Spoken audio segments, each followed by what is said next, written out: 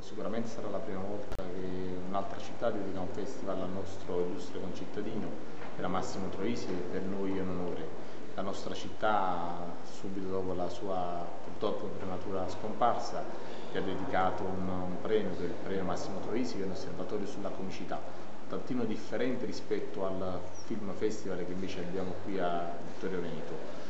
Però per noi è importante dare la possibilità a tanti giovani che saranno presenti in questi giorni in questa bellissima città, dare la possibilità di conoscere Massimo Troisi, chi era Massimo Troisi, portare il simbolo della bicicletta dell'ultimo film, il film Il Postino, con il quale Massimo ha girato appunto alcune scene di questo film, che è nostra dotazione di proprietà del comune di San Giorgio a Cremano, che abbiamo acquisito durante un'asta perché ci tenevamo ad avere un suo simbolo anche nella nostra città.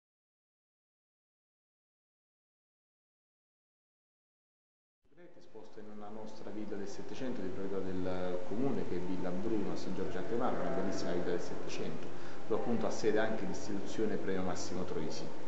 Questa istituzione è nata come appunto osservatorio sulla comicità, per riprendere un po' quella che era la comicità di Massimo Troisi, anche se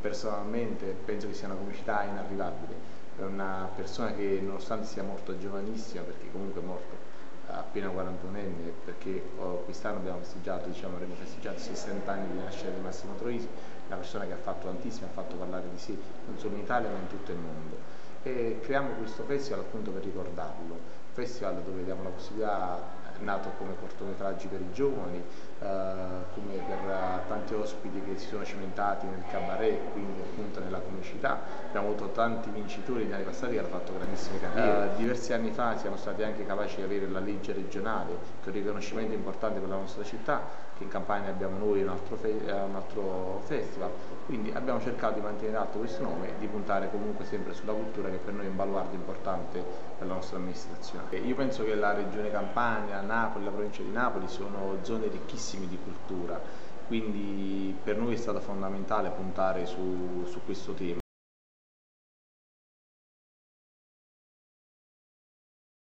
Penso che puntare sui festival che vedono appunto la presenza numerosa di tanti giovani, come ho potuto vedere